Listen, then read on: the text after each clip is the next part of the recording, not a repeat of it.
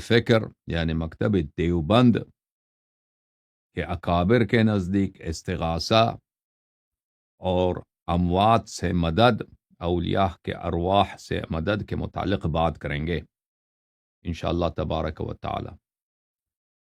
مقدمے کے طور پر عرض کروں کہ رسول اللہ صلی اللہ علیہ وآلہ وسلم کے زمانے سے لے کر صحابہ کے زمانے میں، تابعین کے زمانے میں، تابعی تابعین کے زمانے میں، بنی امیہ کے زمانے میں، بنی عباس کے زمانے میں، اور بنی عباس کے بعد جب ہلاکو خان نے بنی عباس کے سلسلے حکومت کو 7ویں ہجری میں ختم کیا، اس کے بعد جب اب تک ابن تیمیہ کا منحوس اور شوم کردار پیدا نہیں ہوا تھا، مسلمانوں میں کوئی شخص اس بات کا قائل نہیں تھا کہ غیر اللہ سے طلب مدد یہ شرک ہے۔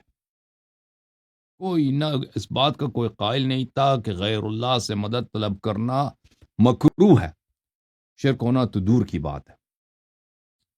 پھر ابن تیمیہ کا ظہور ہوا اور اس نے کچھ آیات کو غلط سمجھ گیا، اور وہ شخص گرچہ اس کی کافی مہارت تھی جماعت عمریہ کے احادیث میں، لیکن اس کا مہارت تفسیر میں بہت محدود تھی، اور اس کی مہارت علوم لغت میں کافی محدود تھی، اور علوم عقلیہ میں تو اس کو بالکل کچھ نہیں آتا تھا۔ تو اس نے کچھ آیات کو غلط سمجھا، اور اس نے غیر اللہ سے استمداد لینے کو شرک کا نام دیا، اور پھر اس کے افکار اس کے اپنے ہی زمانے میں مردود ہوئے، اور وہ خود علماء نے اس کے خلاف فتوے دے دیے، کتب لکھ دیے، اور اس کا کوئی ماننے والا نہیں تھا سوائے کچھ محدود افراد کے۔ لیکن زمانہ جب چلتا گیا تو 17ویں صدی میں، 16ویں صدی میں، 18ویں صدی میں جب محمد ابن عبد الوہاب کا اتحاد ہوا آل سعود کے ساتھ، تو محمد ابن عبد الوہاب اگر آپ دیکھیں تو جماعت وہابی اس کا نام بہت کم لیتے ہیں، حالانکہ اس نے ابن تیمیہ کے افکار کو احیاء کیا ہے۔ اس کی وجہ یہ ہے کہ محمد ابن عبد الوہاب نہایت ہی بے عقل اور بے وقوف اور نہایت ہی ان پڑھ مولوی تھا، لیکن اس نے ایک سیاسی اور عسکری اتحاد کیا آل سعود کے ساتھ کہ بھئی آپ ہمیں شریعت نافذ کرنے دو اور ہم آپ کو حکومت کرنے دیں گے۔ تو اس نے جتنے نجد و حجاز میں جتنے عرب قبائل تھے ان کو کافر مشرک قرار دی، کیونکہ یہ استغاثہ کے قائل ہیں۔ تو اس کا فائدہ یہ ہوا آل سعود کو کہ یہ کسی بھی قبیلے پہ حملہ کر کے اس کے مردوں کو قتل کر کے اور اس کی عورتوں کو اپنا اسیر بنا کے اور اس کے مال کو لوٹنا ان کے لیے شرعی جائز ہو گیا تھا، کیونکہ یہ سب مشرک ہیں، اور دوبارہ ان سے کلمہ پڑھوا دینا۔ تو اس طرح لوٹ مار کے ذریعے اور قتل و غارت کے ذریعے ایک طرف سے تو آل سعود کا آہستہ آہستہ دائرہ سلطنت نجد و حجاز میں بڑھ گیا، اور دوسری طرف سے کیا ہوا کہ وہابیت کو بھی تقویت ملی، اور پھر جب 20ویں صدی میں تیل کا پیداوار ہوا سرزمین حجاز میں، تو ان کو بہت پیسے ملے، تو ان کے پیسوں کی بدولت پوری دنیا میں ان کے پیسے کی وجہ سے ان کے مدارس بن گئے، انہوں نے مدرسین کو، مبلغین کو خریدا، تربیت دی، تو ان کے افکار کافی عام ہو گئے۔ مدرسہ دیوبند کا آغاز ہوتا ہے سنہ 1860 کے لگ بھگ، 1856، 1860، 1863 اس طرح کے لگ بھگ مدرسہ دیوبند کا آغاز۔ بریلوی جو احمد رضا خان بریلوی ہے، یہ اس کی ولادت ہے سنہ 1856 اور اس کی وفات ہے سنہ 1920۔ تو یہ دیوبندیوں کے مقابلے میں بریلوی کچھ نیو ہے۔ بریلوی جو ہے ایک نسل ان سے جدید ہیں، اور دیوبندی ایک نسل ان سے زیادہ پرانے ہیں۔ دیوبند کے اکابر کے نزدیک اہم بات یہ ہے، دیکھیں کہ یہ وہابی فکر کہ غیر اللہ سے استمداد کرنا یہ شرک ہے، یہ صرف اس ابن تیمیہ اور ابن تیمیہ کے بعد اہل جو سلفی لوگ ہیں، جو وہابی لوگ ہیں، ان کے فکر ہیں۔ دیوبندی حضرات کا یہ فکر نہیں ہے، ان کے کتب میں بکثرت موجود ہے، ان کے اکابر نے، ان کے بزرگوں نے، ان کے مدرسے کے مؤسسین نے اور بانیان مکتب دیوبند نے بارہا بار انہوں نے تصریح کیا کہ غیر اللہ سے امداد لینا یہ جائز ہے اور یہ حرام نہیں ہے، اور اس کی حرمت پہ کوئی دلیل نہیں ہے۔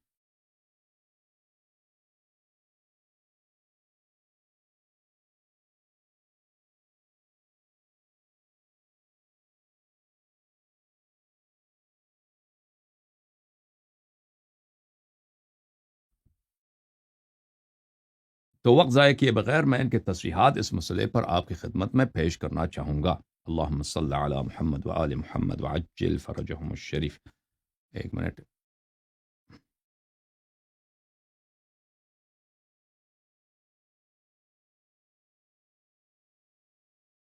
اچھا، یہ کتاب ہے مشاہیر علماء دارالعلوم دیوبند، تالیف مولوی مفتی ظفیر الدین، مرتب فتاوی دارالعلوم دیوبند، ناشر دفتر اجلاس 7 سالہ دارالعلوم دیوبند یو پی۔ یہاں پر دیوبند کے جو بڑے بڑے علماء ہیں ان کے تراجم اور ان کے بایوگرافیز اس کتاب میں مذکور ہیں۔ تو ان علماء دیوبند میں ایک بہت بڑا عالم ہے، ان کا نام ہے مولوی شبیر احمد عثمانی دیوبندی، جو پاکستان کا سب سے پہلا مفتی تھا۔ اور محمد علی جناح صاحب نے جب تاسیس پاکستان ہوا تھا تو ان کو یہ اعزاز بخشا تھا کہ پرچم پاکستان یہ پارلیمنٹ میں یا اس وقت کراچی میں جو ان کا شورا تھا وہاں پہ کھول دیں۔ اور اس نے محمد علی جناح کا نماز جنازہ، دوسرا نماز جنازہ، پہلا نماز جنازہ تو شیعوں نے پڑھا تھا، اس کا دوسرا نماز جنازہ اسی مولوی شبیر احمد عثمانی نے پڑھا تھا۔ یہ اس کا زندگی نامہ ہے، شیخ حضرت مولوی شبیر احمد عثمانی دیوبندی۔ اس کے والد صاحب جو تھے دیوبند کے بانیوں میں سے تھے، مولوی فضل الرحمان صاحب دیوبندی، جو دارالعلوم کے دیوبند کے بانیوں میں تھے۔ آپ ان کے فرزند رشید تھے، یہ اس کے بیٹے ہیں، ٹھیک ہے نا۔ بریلی میں جہاں آپ کے والد تعلیمات پھر وہ بتاتے ہیں یہ سنت 1304 کو اس کی ولادت ہوئی ہے۔ بعد میں یہ پہلا دیوبند جب کھلا تو اس کا پہلا شاگرد یہی تھا، مدرسے دیوبند میں پہلا شاگرد یہی تھا۔ اور پھر یہ جو ہیں کئی سالوں تک دیوبند میں یہ خود مدرس شیخ الحدیث تھے، اور قرآن پاک کی ایک تفسیر انہوں نے لکھی ہے۔ ان کی تفسیر بھی ان کے ترجمے میں مذکور ہے کہ انہوں نے قرآن پاک لکھی۔ ترجمہ جب ہم کہتے ہیں نا، ترجمے سے مراد ہوتا ہے کہ زندگی نامہ، بایوگرافی۔ یہ وہ تفسیر ہے جناب، تفسیر عثمانی۔ تفسیر عثمانی ایک تو ہے شیخ الہند مولوی محمود الحسن، اس نے قرآن کا ترجمہ کیا تھا، اس کے ترجمے پر اس نے حاشیہ تفسیر لکھی ہے، تو وہ تفسیر عثمانی وہ ہے، تفسیر عثمانی۔ یہ شیخ الاسلام علامہ غلام شبیر احمد عثمانی۔ پھر اسی تفسیر میں اگر جائیں آپ اس کے آغاز میں، تو یہاں پہ اس کا اپنا بایوگرافی آپ کو ملے گا، سوانح حیات ملے گا کہ کب ان کی ولادت ہوئی ہے۔ اچھا، سنہ 1305 میں صدر مدرس یعنی شیخ الحدیث کے درجے پر فائز ہوئے، یعنی یہ علماء دیوبند میں ان کا بہت بڑا مقام ہے۔ اور پاکستان کے بعد، تقسیم ہند کے بعد یہ پاکستان آئے تھے، اور سنہ 1963 میں ظاہراً ان کی وفات ہوئی ہے، بہاولپور اس طرح کسی مقام پہ ان کی وفات ہوئی ہے۔ اچھا، یہاں پہ لکھتے ہیں کہ 1369 کو تقریبات پاکستان میں شریک ہونے کے لیے دیوبند سے کراچی پہنچ گئے تھے۔ محمد علی جناح صاحب نے رسم پرچم کشائی آپ ہی کے دست مبارک سے کرائی، اور پاکستان کی دستور ساز اسمبلی کا افتتاح بھی آپ نے ہی فرمایا۔ یعنی پاکستان کے تاسیس کے وقت سب سے بڑا عالم یہی تھا مسلمانوں کا۔ اچھا، یہ ان کی تفسیر ہے، تفسیر سورۃ الفاتحہ۔ تفسیر سورۃ الفاتحہ میں ایک ورس ہے، ایک آیہ ہے، وہ ایاک نستعین، صحیح ہے۔ ایاک نستعین کے تفسیر میں یہ کیا لکھتے ہیں؟ صرف اللہ سے استعانت، تفسیر سورہ فاتحہ صفحہ نمبر 49، صرف اللہ سے استعانت۔ اس آیت شریفہ سے معلوم ہوا کہ اس کی ذات پاک کے سوا کسی سے حقیقت میں مدد مانگنا بالکل ناجائز ہے۔ ہاں، اگر کسی مقبول بندہ کو محض واسطے رحمت الہی اور غیر مستقل سمجھ کر استعانت ظاہری اس سے کرے تو یہ جائز ہے کہ یہ استعانت در حقیقت حق تعالی ہی سے استعانت ہے۔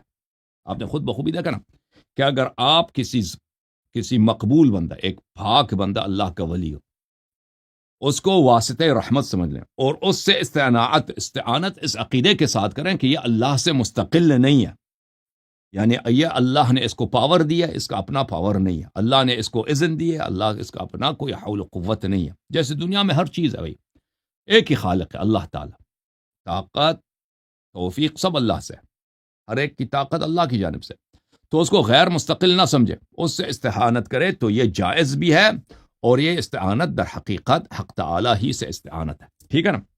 تو یہ واضح طور پر ہے کہ غیر اللہ سے، واضح طور پر کہہ رہے ہیں کہ غیر اللہ سے، اس صورت میں کہ آپ جس شخص سے مدد مانگ رہے ہیں، اب اللہ کا کوئی مقبول بندہ ہے، تو بشرط کہ آپ اس کا یہ عقیدہ ہو کہ وہ مستقل نہیں ہے۔ اگر آپ سمجھے کہ وہ اللہ سے مستقل ہے، مدد طلب بھی نہ کریں، یہ شرک ہے۔ آپ کسی بھی شخص کو اللہ سے مستقل سمجھیں، مدد کریں، طلب کریں یا نہ کریں، یہ شرک ہے، کیونکہ آپ نے سوچا ہے کہ ایک شخص ہے دنیا میں، ایک ذات ہے دنیا میں جو اللہ کی دائرہ حکومت سے وہ باہر ہے، اللہ ہے، اللہ کا مخلوق نہیں ہے، اللہ وہ مستقل، اللہ سے اس کو کوئی نیاز ہی نہیں ہے، اللہ سے بے نیاز ہے، تو یہ تو لازمی بات ہے، یہ شرک ہے، مدد کریں یا نہ کریں۔ تو ہر چیز دنیا میں اللہ کی ذات کا محتاج ہے، اللہ کی نعمتوں کا محتاج ہے، اس عقیدے کے ساتھ اگر آپ کسی سے طلب مدد کرتے ہیں تو یہ بالکل آپ کے لیے جائز ہے۔ اچھا، پھر ملاحظہ کریں میرے محترم ناظرین، علماء دیوبند میں مولوی قاسم ناتونوی کے نام پر، ان کے نام بھی عجیب ہوتا ہے، نانوتوی یہ بڑے مشہور شخصیت گزرے ہیں۔